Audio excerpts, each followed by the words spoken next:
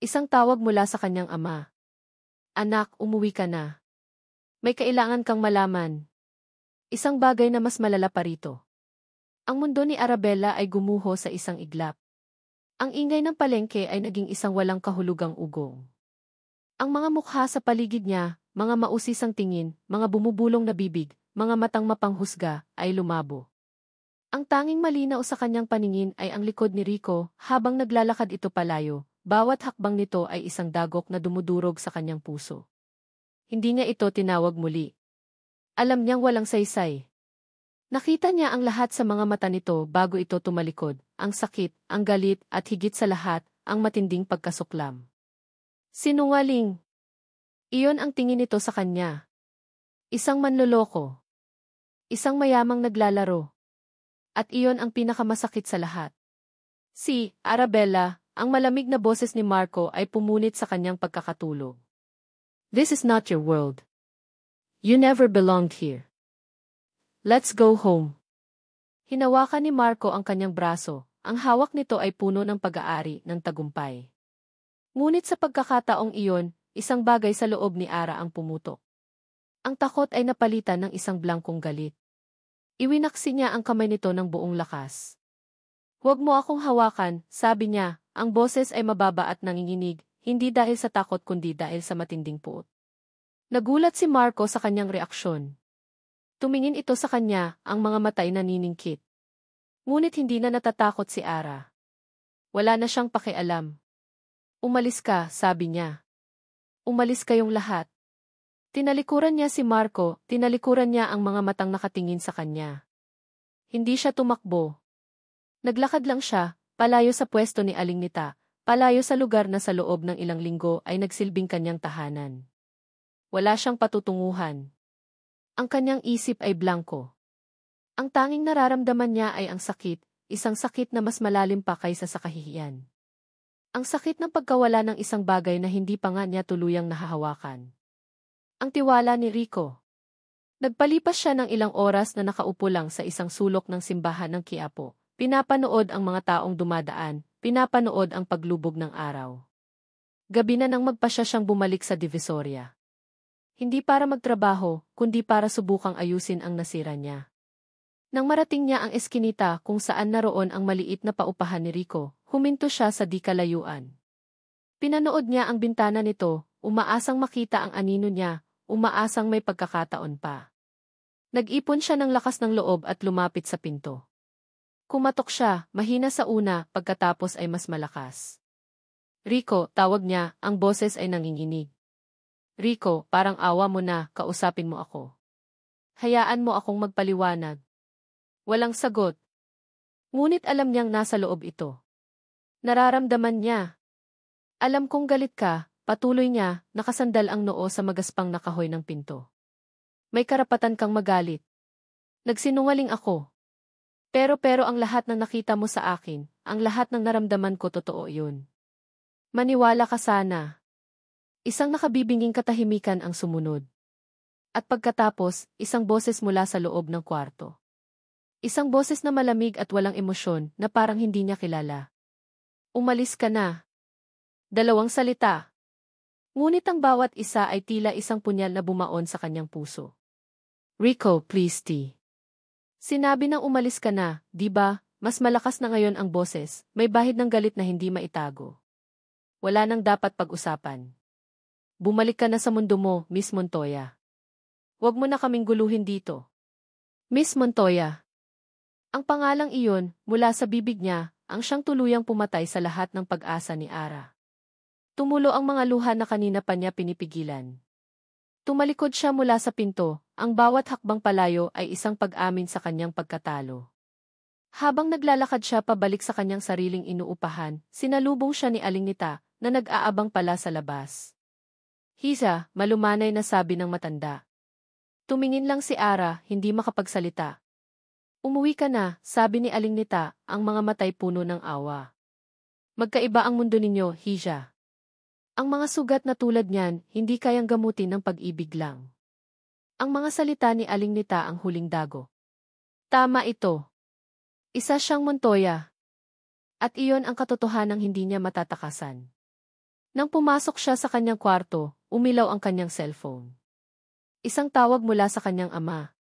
Ang tawag na kanina pa niya hindi pinapansin. Sa pagkakataong ito, dahil sa kawalan ng pag-asa, sinagot niya. Anak, umuwi ka na. May kailangan kang malaman. Isang bagay na mas malala pa rito. Ang boses ng kanyang ama ay pagod. Desperado. At sa unang pagkakataon, naramdaman ni Ara na hindi lang ito tungkol kay Marco. May iba pa. Isang bagay na mas malalim, mas madilim. Nang gabing iyon, inimpak ni Ara ang kanyang iilang gamit. Kinuha niya ang gusot na seda na gown na itinago niya sa sulok. Tiningnan niya ang sarili sa basag na salamin. Ang babaeng nakatingin sa kanya ay hindi na si Ara, ang tindera ng isda. Ang nakikita niya ay si Arabella Montoya, ang heredera, ang prinsesa na babalik sa kanyang gintong hawla. Walang pag-asa. Walang pag-ibig. Wala nang matatakbuhan. Tumawag siya ng taxi. Forbes Park po. Habang tinatahak ng taxi ang daan palayo sa Divisoria, tiningnan ni Ara sa huling pagkakataon ang magulo at maingay na mundo na panandalian niyang naging kanlungan. Ang bawat ilaw, bawat ingay, ay isang paalala ng buhay na nawala sa kanya. Pagdating niya sa mansyon, sinalubong siya ng katahimikan. Ang bahay, na dati simbolo ng kapangyarihan, ay tila nababalot ngayon ng isang mabigat na ulap ng kalungkutan. Nadatnan niya ang kanyang ama sa opisina nito, nakaupo sa dilim. Hindi siya nito pinagalitan. Hindi ito nagtanong. Tumayo lang ito at lumapit sa isang kabinet. Mula roon, kumuha ito ng isang makapal at luma ng folder. Bago ka magdesisyon ng kahit ano, sabi ni Don Ricardo, ang boses ay pagod at basag, kailangan mo munang malaman ang buong katotohanan. Ang dahilan kung bakit kailangan nating gawin ito. Inilapag nito ang folder sa lamesa sa harap niya. Binuksan ito ni Ara. Ang mga mata niya ay agad na napako sa pamagat na nakasulat sa unang pahina, sa malalaking letra na tila isinulat ng kamatayan. Montoya Corp. F.K. Elena Project File. Confidential. Ang bigat ng folder sa kanyang mga kamay ay hindi maipaliwanag. F.K. Elena Project File. Ang mga salita ay tila walang kahulugan sa kanya sa unang tingin. Ngunit ang salitang confidential sa ilalim, na may pulang selyo, ay nagpadala ng pangingilabot sa kanyang gulugod. Umupo si Arabella sa silyang katapat ng kanyang ama. Ang opisina, na dati simbolo ng kapangyarihan at tagumpay, ay tila isang korte kung saan siya ang husgahan. Dahan-dahan, binuklat niya ang unang pahina. Ang laman nito ay mga lumang dokumento, mga blueprint, mga purchase order para sa mga kemikal na hindi niya maintindihan ang pangalan. Mga papeles na may petsang 10 taon na ang nakalipas. Ito ay tungkol sa pagpapatayo ng isang pabrika, isang planta na malapit sa isang maliit na komunidad ng mga mangingisda. Isang lugar na tinatawag na Barangaysta. Elena, sa Batangas. Batangas. Ang pangalan ng lugar ay tila isang kampanang umalinggaw sa kanyang isipan. Ang nanay ko, nasa Batangas. May sakit siya sa baga. Matagal na. Ang boses ni Rico ay biglang sumulpot sa kanyang alaala, malinaw at masakit. Ipinagpatuloy niya ang pagbabasa, ang kanyang mga kamay ay nagsisimula ng manginig. Sunod-sunod na mga report. Mga ulat sa produksyon, mga ulat sa kita. At pagkatapos, mga ulat ng insidente. Isang liha mula sa isang foreman. Sir, nagkaroon po ng maliit na leak sa storage tank #3. Na-contain naman po agad. Isang liha mula sa isang engineer. Don Ricardo, the waste disposal system is not up to code. It's a potential risk. Isang liha mula sa isang environmental consultant. The chemical residue, if not disposed of properly, could seep into the groundwater and affect the nearby river. Ang puso ni Ara ay nagsimulang dumagundong, bawat tibok ay isang pukpok ng martilyo sa kanyang dibdib. Patuloy niyang binuklat ang mga pahina. Mga resibo para sa miscellaneous fees na ibinayad sa mga lokal na opisyal. Mga donation sa mga politiko. Mga non-disclosure agreement na pinapirmahan sa mga empleyado. At pagkatapos, narating niya ang pinakamasaklap na bahagi. Isang folder sa loob ng folder, may markang TSQ. Elena Health Complaints. Naglalaman ito ng mga liham mula sa mga residente ng barangay. Mga reklamo tungkol sa isang kakaibang amoy sa hangin. Mga reklamo tungkol sa mga isdang namamatay sa ilog. At higit sa lahat, mga reklamo tungkol sa mga sakit. Isang listahan ng mga pangalan. Santos, Elena. 48, chronic asthma. Cruz, Juanito. 52, respiratory illness. Reyes, Maria. 35, skin rashes. At patuloy ang listahan. Napakaraming pangalan. Napakaraming sakit. Lahat ay may parehong pattern, mga sakit sa baga, mga sakit sa balat, mga sakit na walang malinaw na pinagmulan. Sa ilalim ng listahan, may isang handwritten na tala mula sa Legal Department ng Montoya Corp. Settlements offered. Most accepted. A few holdouts. Case considered closed. Isinara ang kaso. Ibinayad ang mga tao para manahimik. Ang kanilang mga buhay, ang kanilang kalusugan, ay binigyan ng presyo at binili. Biglang sumikip ang dibdib ni Ara. Hindi siya makahinga. Ang mga salita sa papel ay lumalabo, umiikot. Ang mga boses sa kanyang isipan ay nagkakagulo. Ang nanay ko may sakit siya sa baga. Ang pangarap ko, madala ko siya dito sa Maynila. Sana gumaling na siya. Ang nanay ni Rico. Santos. Hindi niya alam ang pangalan ng ina nito, ngunit hindi na kailangan. Alam na niya. Sa kaibuturan ng kanyang kaluluwa, alam na niya. Ang sakit ng ina ni Rico ay hindi isang aksidente. Hindi ito tadhana. Ito ay resulta. Resulta ng kasakiman. Resulta ng kapabayaan. Resulta ng isang desisyon na ginawa sa loob mismo ng opisinang ito, 10 taon na ang nakalipas. Ang pamilya niya. Ang sarili niyang pamilya. Sila ang dahilan. Ang yaman na kanyang kinalakihan, ang bawat mamahaling damit na kanyang isinuot, ang bawat biyahe sa ibang bansa, ang bawat piraso ng kanyang marangyang buhay, lahat ito ay nabahira ng lason. Ang lason na pumatay sa ilog ng Sta. Elena. Ang lason na unti-unting pumapatay sa ina ng lalaking minahal niya. Napatingala siya sa kanyang ama. Si Don Ricardo ay nakatayo sa dilim, ang mukha ay isang maskara ng pagod at pagsisisi. Bakit? Bulong ni Ara, ang boses ay basag at puno ng hindi makapaniwalang sakit. Bakit pa? Ang kumpanya malapit nang bumagsak noon, sabi ni Don Ricardo, ang boses ay pagod. Kung hindi ko ginawa iyon, mawawala ang lahat. Ito lang ang paraan na naisip ko. Isang pagkakamali na habang buhay kong pinagsisisihan. Pagkakamali, napatayo si Ara, ang mga kamay ay nakakuyom sa ibabaw ng mga dokumento. Ito ay hindi pagkakamali. Ito ay kasalanan. Pumatay kayo ng mga tao. Pumatay kayo ng mga pangarap. At alam ito ni Marco, patuloy ni Don Ricardo, hindi pinapansin ang kanyang galit. Nakuha niya ang kopya ng mga dokumentong iyan. Ginamit niya iyon para pilitin akong ibigay ka sa kanya. Kapag hindi ka nagpakasal sa kanya, ilalabas niya ang lahat ng ito. Masisira tayo, anak. Masisira ang pangalan natin. Makukulong ako. Ngayon, naiintindihan na ni Ara ang lahat. Ang pagmamadali. Ang mga banta. Ang kasal ay hindi lang tungkol sa pagsasanib ng dalawang kumpanya. Ito ay isang ransom. Siya ang bayad para sa katahimikan. Napahawak siya sa kanyang dibdib na para bang kaya niyang pigilan ang puso niyang madurog. Gumuho ang lahat.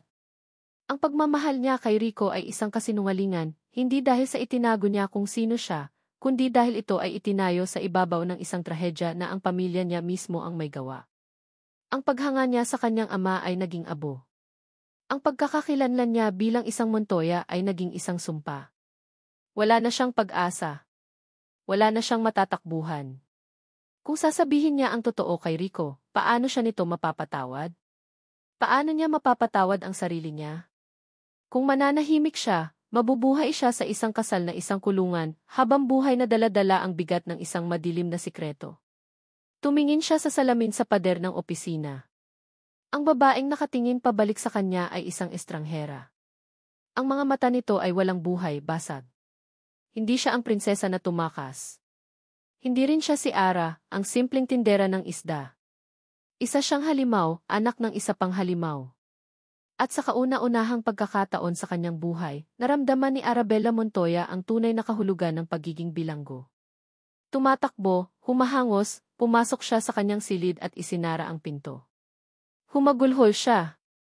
Isang iyak na walang tunog, isang iyak na nanggagaling sa pinakailalim ng kanyang kaluluwa. Isang iyak para sa nawalang inosensya, para sa nawalang pag-ibig, para sa isang kinabukasang hindi na kailanman mangyayari. Nang sa wakas ay naubos na ang kanyang mga luha, isang malamig na determinasyon ang pumalit. Tumingin siya sa kanyang telepono. Tinawagan niya ang kanyang ama. Pa, sabi niya sa kabilang linya, ang boses ay blanko at walang emosyon. Anak! Gagawin ko, sabi ni Ara. Gagawin ko ang gusto niyo. Ang gusto ni Marco. Papakasalan ko siya. Pagkababa ng tawag, napayo ko siya. Ang mga kamay ay nakatakip sa kanyang mukha. Ngunit hindi para umiyak. Sa dilim ng kanyang silid, sa gitna ng kanyang pagkawasak, isang maliit na kislap ang nagsimulang mabuo. Isang plano. Isang desperadong, mapanganib na plano. Tumingin siya sa folder na naiwan sa mesa.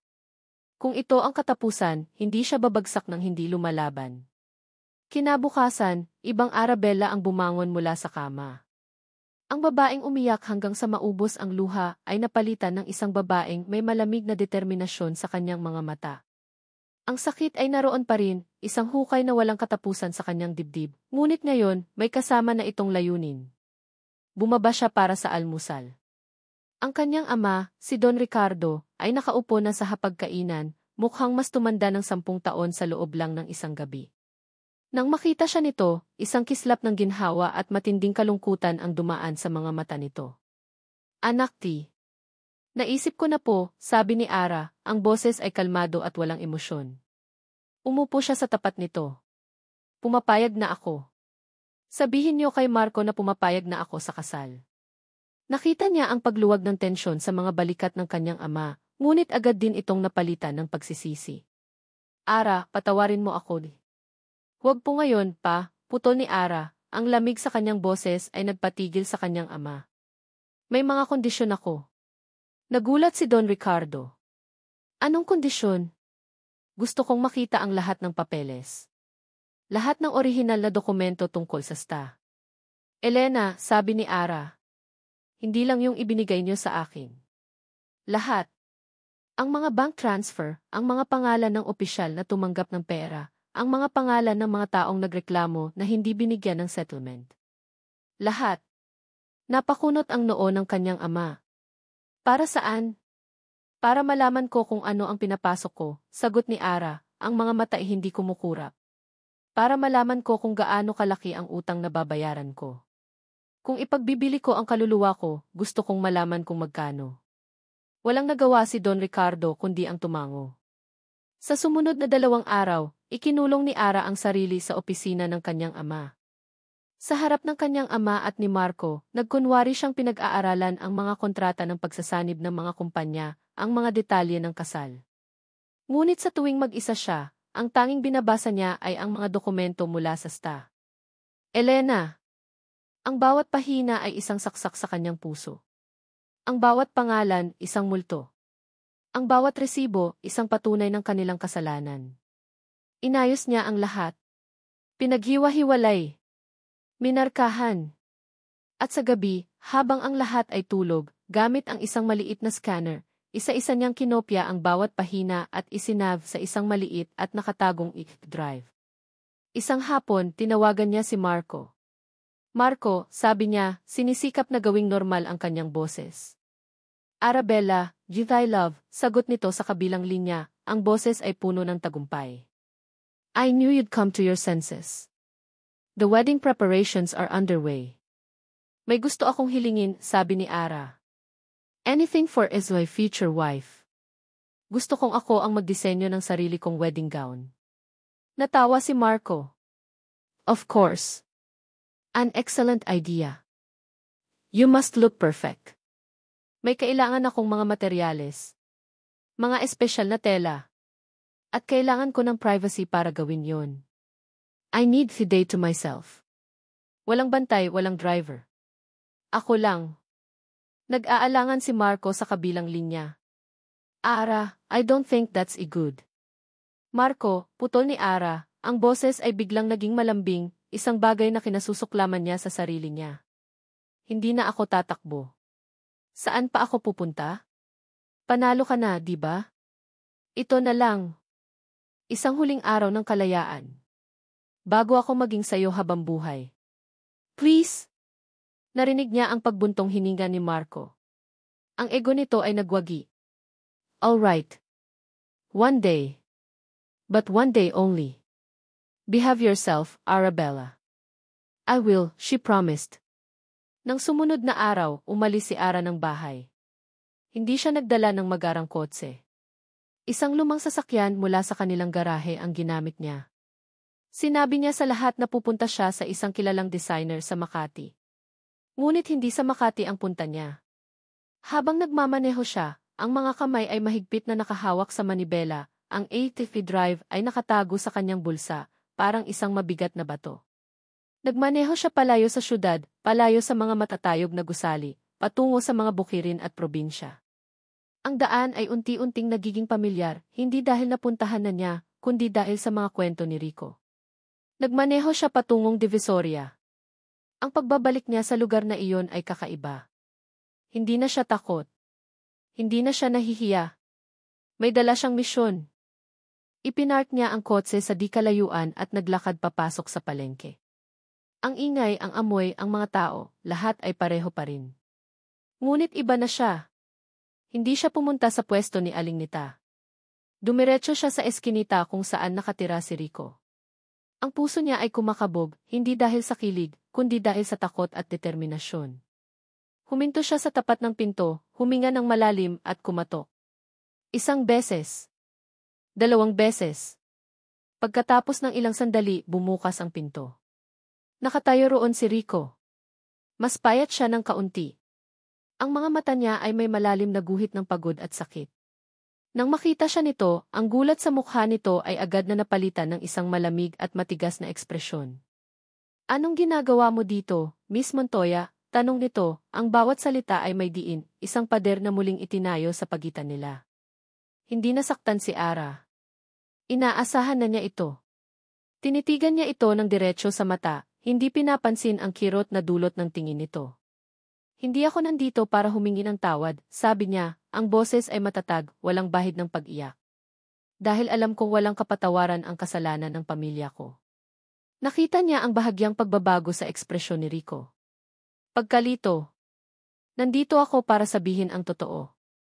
Mula sa kanyang bulsa, inilabas niya ang maliit na ATV drive. Hindi niya ito iniabot. Hinawakan lang niya ito sa pagitan ng kanyang mga daliri, sa lugar kung saan malinaw itong makikita ni Rico. Lahat ng kailangan mong malaman nandito, sabi niya. Ang pangalan ng bawat taong may kasalanan. Ang bawat halaga na ibinayad para sa kanilang katahimikan. At ang pangalan ng bawat biktima na hindi nila binigyan ng hustisya. Nakatitig si Rico sa ATV drive, pagkatapos ay sa kanyang mga mata. Ang galit nito ay nandyan pa rin, ngunit ngayon may bahid na ng pag-usisa. Ibibigay ko to sayo, Rico. Sa isang kondisyon. Wala akong panahon para sa mga laro mo, sabi nito, akmang isasara ang pinto. Hindi ito laro, mabilis na sabi ni Ara, iniharang ang kanyang kamay. Pakinggan mo muna ako. Ito lang ang hihilingin ko. Huminto si Rico. Naghintay. Samahan mo akong pumunta sa sta. Elena. Samahan mo akong pumunta sa sta. Elena. Ang mga salita ni Arabella ay lumutang sa hangin sa pagitan nila, mas mabigat kaysa sa anumang sako na napasan na ni Rico. Sta. Elena. Ang kanyang tahanan. Ang lugar ng kanyang mga alaala at ng kanyang pinakamalaking pighati. Ang unang reaksyon niya ay tumanggi. Itaboy siya. Isara ang pinto at huwag nang lumingon pa. Ang galit ay naroon pa rin, isang nagbabagang uling sa kanyang dibdib. Ngunit sa ilalim ng galit na iyon, mayroong isang bagay na mas malakas, ang pagnanasang malaman ang totoo. Tinitigan niya ang ATV drive na hawak nito. Isang maliit na piraso ng plastik at metal. Maaaring iyon na ang sagot sa lahat. Ang sagot kung bakit ang kanyang ina ay laging hirap huminga, kung bakit maraming matatanda sa kanilang barangay ang maagang pumanaw. Bakit, tanong niya, ang boses ay magaspang. Bakit kailangan pa kitang samahan? Ibigay mo na lang sa akin yan. Umiling si Arabella. Dahil hindi mo pa alam ang lahat, Rico. May mga tao sa sta. Elena na kailangan nating kausapin. Mga taong tumanggap ng bayad para manahimik.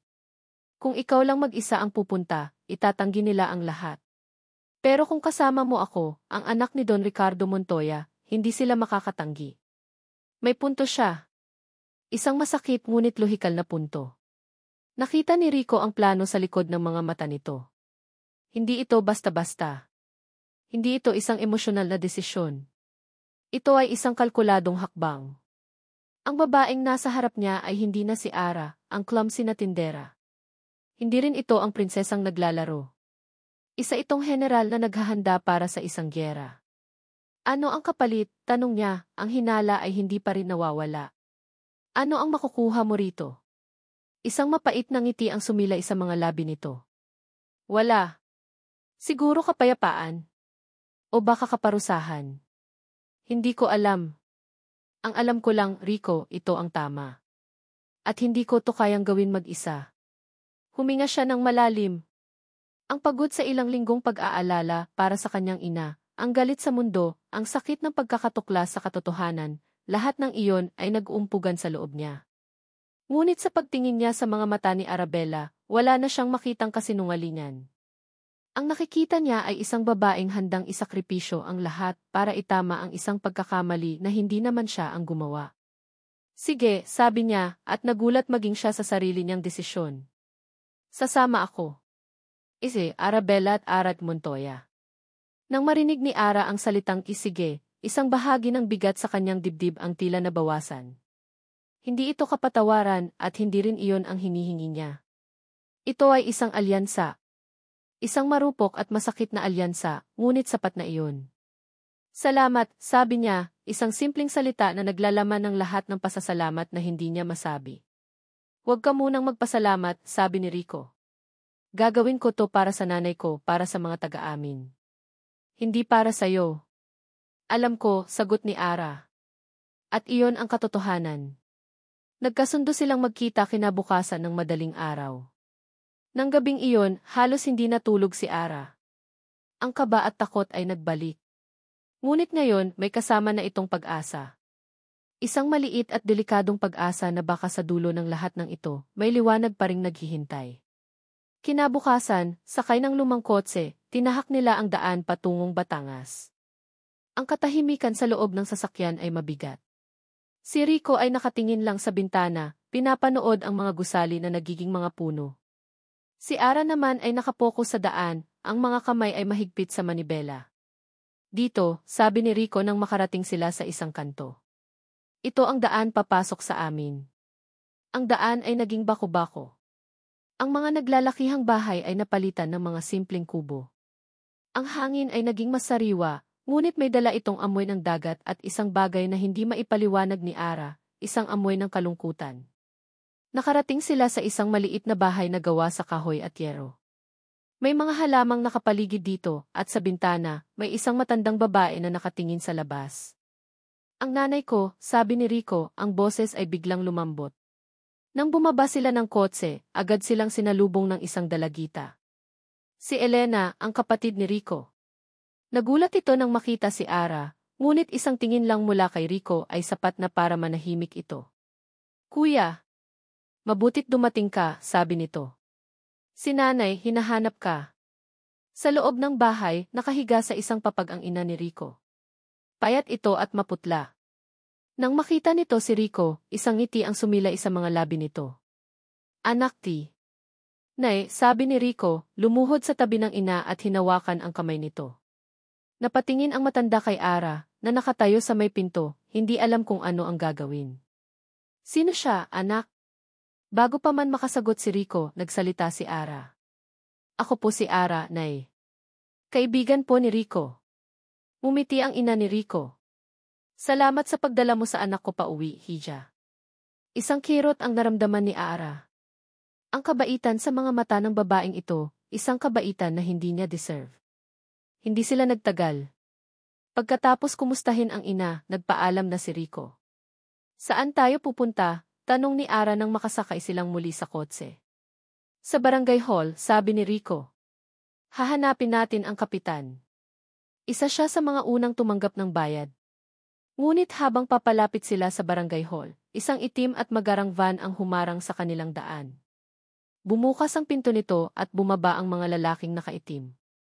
At mula sa likod nila, isang pamilyar na figura ang lumabas, nakangisi. Si Marco. Well, sabi ni Marco, pumapalakpak ng dahan-dahan. What touching reunion. A runaway princess and her peasant protector visiting. How quaint. Nanigas si Rico sa kanyang upuan. Paano niya nalaman? May tracker ang kotse, bulong ni Ara, ang dugoy na wala sa kanyang mukha. Kasalanan ko to. Huli na para dyan, sabi ni Rico, ang mga kamay ay kumuyom sa manibela. Lumapit si Marco sa bintana ng driver's seat, sa tabi ni Rico. Ibibigay mo sa akin yan, Arabella, sabi ni Marco, ang boses ay hindi na naglalaro. Ibigay mo sa akin ang ESP at hahayaan ko kayong umalis. Simple lang. Para ano? Para itago mo ulit ang lahat, matapang na sagot ni Ara. Natawa si Marco. Itago? Oh, my dear. I have no intention of hiding it in fact. If you don't give it to me, sisirain ko hindi lang ang pamilya mo, kundi pati na rin ang lalaking ito. Tumingin siya ng masama kay Rico. Madali lang gumawa ng kwento. Isang kargador na kinidnap ang heredera ng Montoya Corp. Para mangikil. Maniniwala ang lahat. Hayop ka, sigaw ni Rico. I know, ngumisi si Marco. Now, the Geske. Tumingin si Ara kay Rico. Nakita niya ang galit at kawalan ng magawa sa mga mata nito. Ito na ang katapusan ng linya. Kung ibibigay niya ang ESP, matatalo sila. Kung hindi, mapapahamak si Rico. Ngunit bago pa man siya makapagdesisyon, gumawa si Rico ng isang bagay na hindi niya inaasahan. Mabilis nitong binuhay ang makina ng kotse, inatras ito ng biglaan at pinihit ang manibela. Sa isang nakakagulat na bilis, umikot ang kotse at humarurot palayo, pabalik sa dinaanan nila. Rico, anong ginagawa mo? Sigaw ni Ara. Binibigyan kita ng pagpipilian, sagot ni Rico, ang mga mata ay nakapokus sa daan habang ang van ni Marco ay humahabol sa likod nila. Itatago ba natin yan o ilalaban? Ang takot at adrenaline ay dumaloy sa mga ugat ni Ara. Tumingin siya sa VSB na hawak niya, pagkatapos ay kay Rico na isinusugal ang buhay para sa kanya. At sa sandaling iyon, ang lahat ng kanyang pag-aalinlangan ay nawala. Ilaban natin, sabi niya, ang boses ay matatag. Ngumiti si Rico, isang matapang at desperadong ngiti. Good. Humakbang siya sa preno. Sa gitna ng daan, sa harap ng humaharurot na van, huminto ang kanilang kotse. Bago pa man makapag-react si Marco, bumaba si Rico ng sasakyan. Sumunod si Ara. Nakatayo sila sa gitna ng kalsada, magkatabi, habang ang van ay papalapit ng papalapit. Bumaba si Marco, ang mukha ay puno ng galit. Are you insane? Huminga ng malalim si Ara at tumingin kay Rico. Tumango ito. Humakbang si Ara paharap, hawak ang ESP. Ito ang gusto mo, di ba, Marco, sigaw niya. Ibigay mo sa akin yan. Kunin mo. At sa harap ng nagulat na si Marco, ibinato ni Ara ang ESP, hindi sa kanya, kundi sa isang grupo ng mga magsasaka at mangingisda na nagsimula ng mag-usyoso sa gilid ng daan dahil sa komosyon. Isang batang lalaki ang mabilis na nakapulot nito. Ano to, ate? Huwag mong ibibigay yan kahit kanino, sabi ni Ara, ang boses ay malakas at malinaw. Ibigay mo yan sa mga magulang mo. Sabihin mo, nandyan ang katotohanan. Nang makita ni Marco ang nangyari, sumigaw siya sa galit at inutusan ang kanyang mga tauhan. Kunin niyo yan. Ngunit huli na.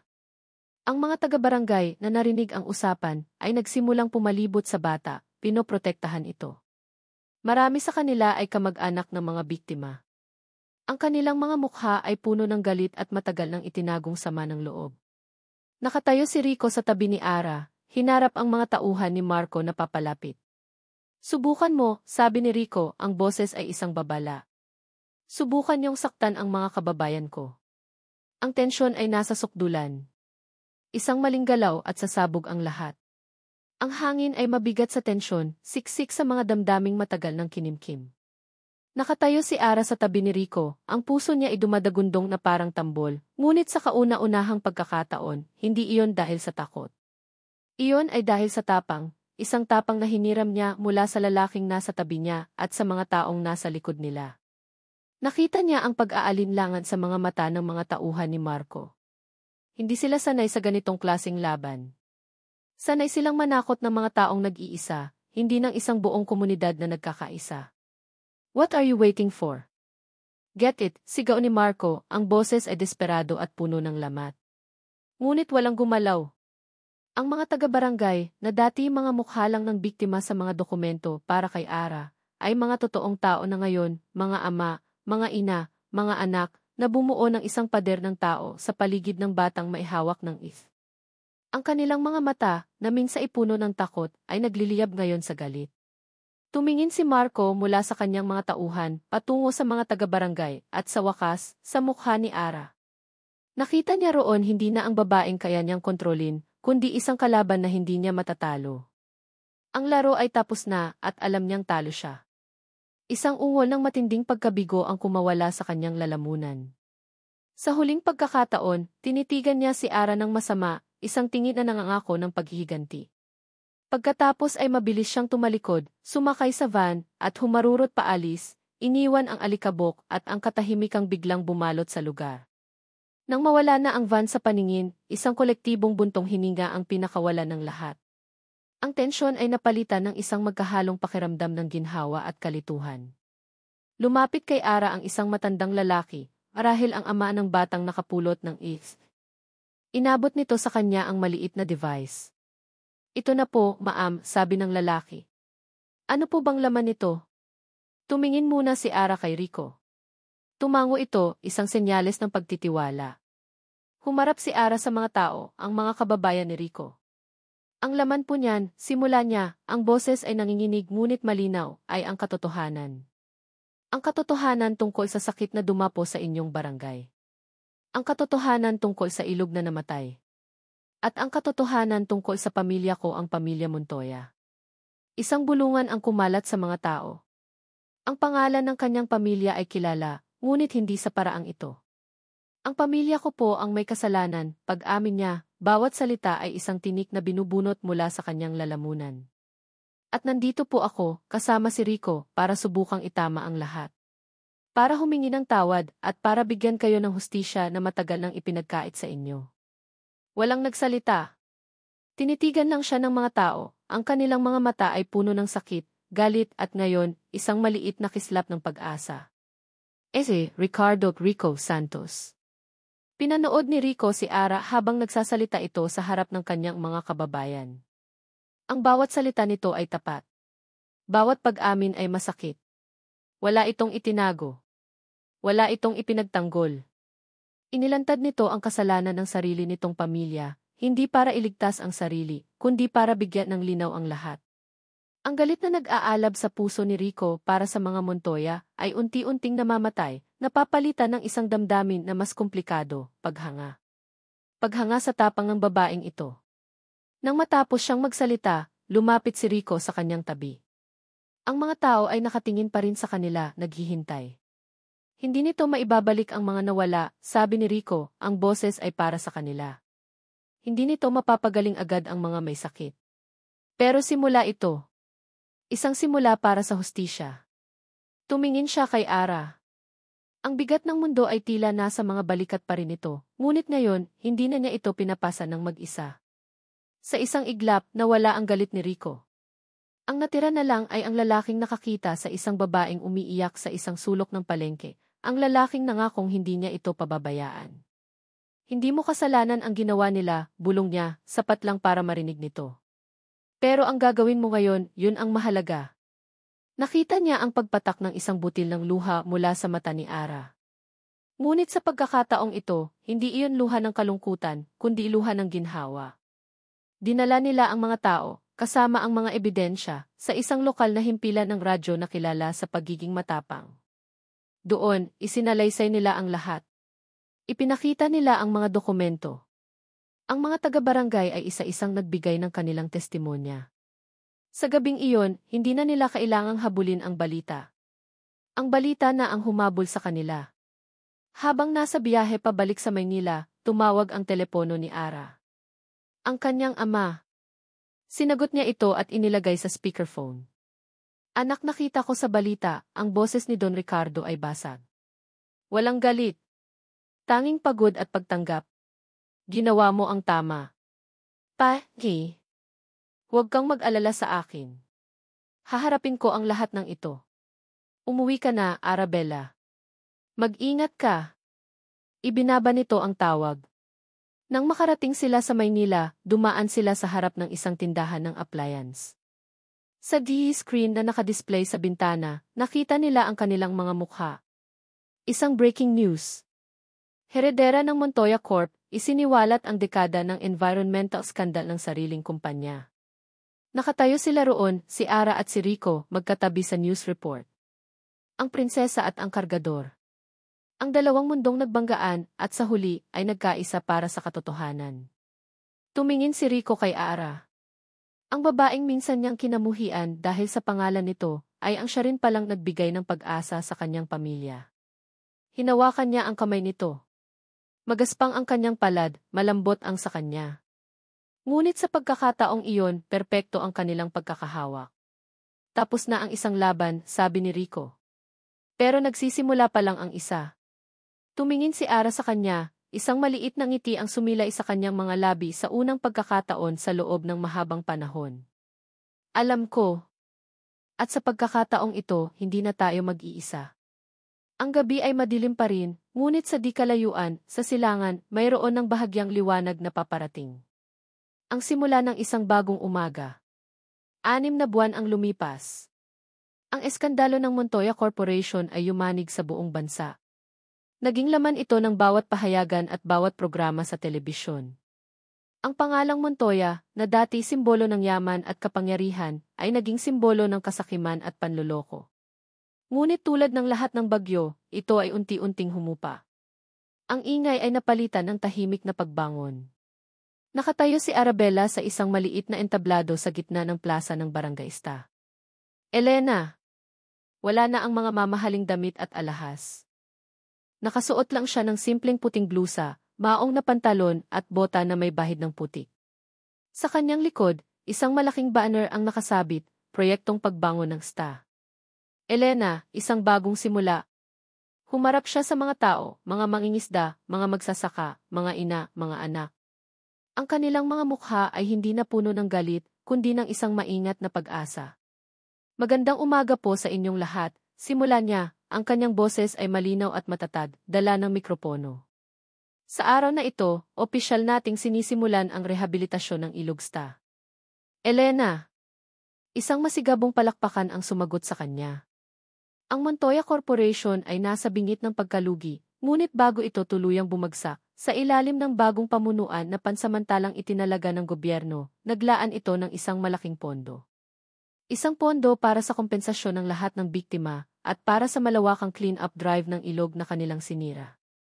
At ang taong pinili nilang mamuno sa proyektong iyon, sa kahilingan na rin ng mga taga-barangay, ay si Arabella. Hindi na siya ang heredera na nagtatago. Siya na ngayon ang tagapamagitan. Ang tulay sa pagitan ng nakaraan at ng hinaharap. Pagkatapos ng maikling seremonya, bumaba siya ng entablado at nakisalamuha sa mga tao. Kinamayan niya sila, tinawag sa kanilang mga pangalan. May isang matandang babae na lumapit sa kanya at niyakap siya. Salamat, Hija. Salamat sa lahat. Hindi na siya, Ma'am T.O.T. Miss Montoya sa kanila. Siya ay si Ara. Sa di kalayuan, pinapanood siya ni Rico. Nakasandal ito sa isang puno ng niyog, ang mga braso'y nakakrus sa dibdib, isang maliit na ngiti ang nasa kanyang mga labi. Ang buhay niya ay nagbago rin. Hindi na siya kargador sa Divisoria. Siya na ngayon ang kinatawan ng mga residente sa komite ng proyektong pagbangon, tinitiyak na ang bawat sentimo ng pondo ay napupunta sa tama. Lumapit sa kanya ang kanyang kapatid na si Elena. Ang ganda niya, di ba, kuya? Tumango si Rico. Kailan mo ba siya tatanungin, pang-aasar ng kapatid? Napakamot lang sa ulo si Rico. Ang kanyang ina, si Aling Delia, ay nasa Maynila na. Sumasailalim ito sa pinakamahusay na gamutan, libre, bilang bahagi ng kompensasyon. Bumabuti na ang kanyang kalagayan at sa unang pagkakataon sa loob ng maraming taon, nakakahinga na ito ng maluwag. Ang kanyang ama, si Don Ricardo, ay nahatulan.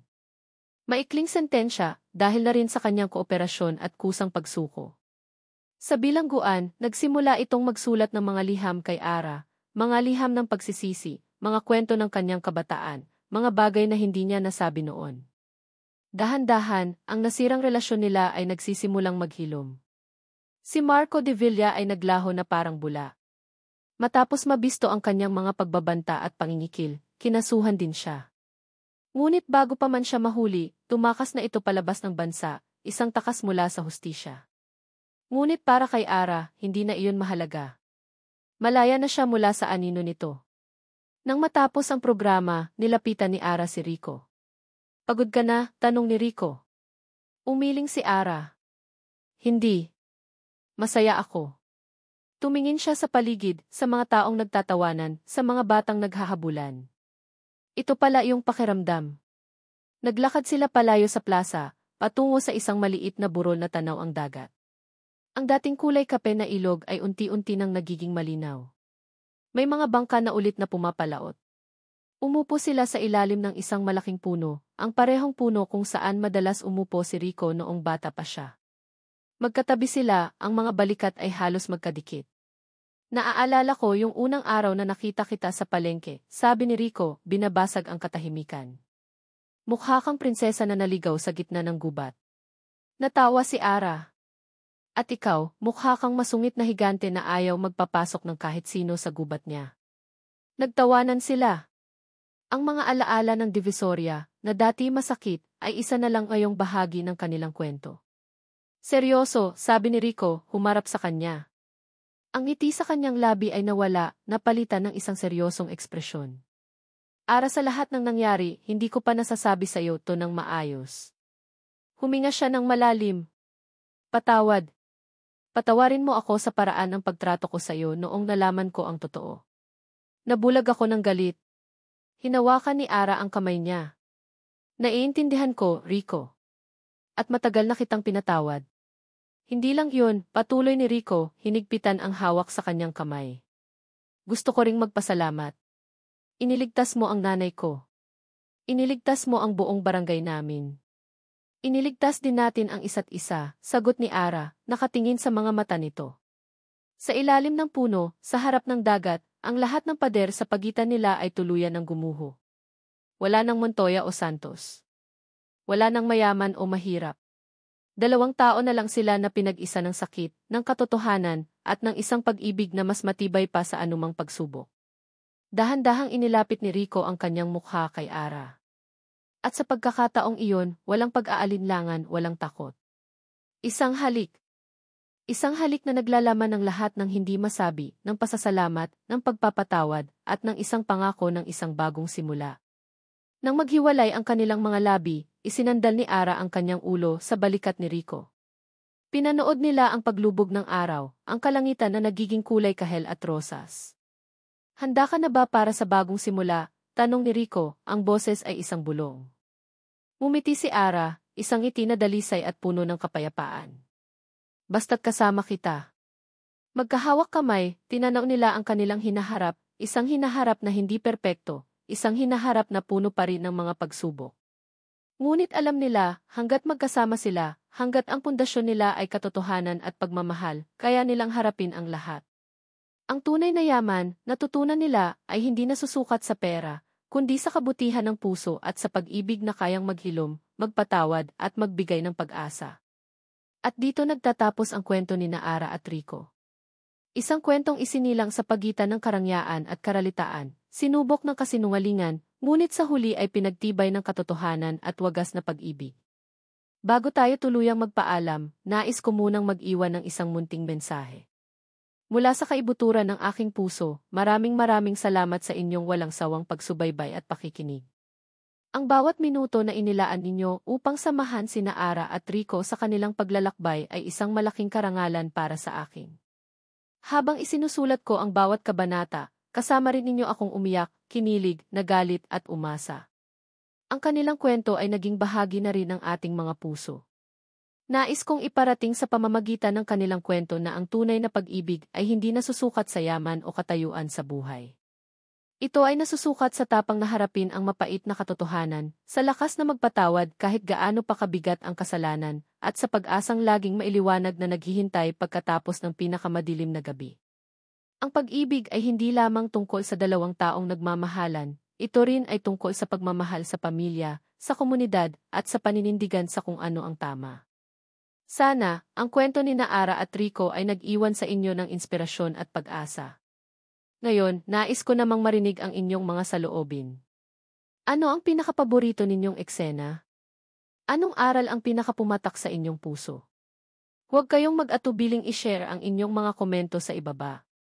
Ang inyong mga boses ay mahalaga at sabik na sabik akong mabasa ang mga ito.